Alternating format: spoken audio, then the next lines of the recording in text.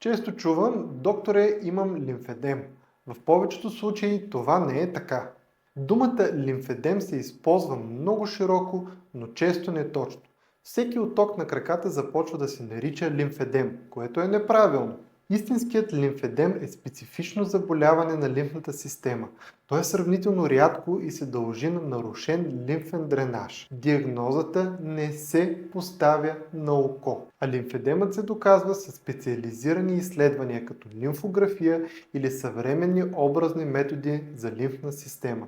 Това не е рутинна диагноза. В практиката най-често става въпрос за отток на краката. Оттокът може да бъде свързан с венозна недостатъчност, задръжка на течности, сърдечни или бъбречни или хормонални причини. Оттокът е симптом, може да има много различни причини.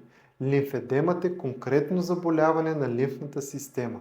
И двете могат да изглеждат подобно, но лечението е съвсем различно. Затова е важно да не си поставяте диагнози сами, а да търсим причината. Ако темата ви засяга, линковете са в описанието.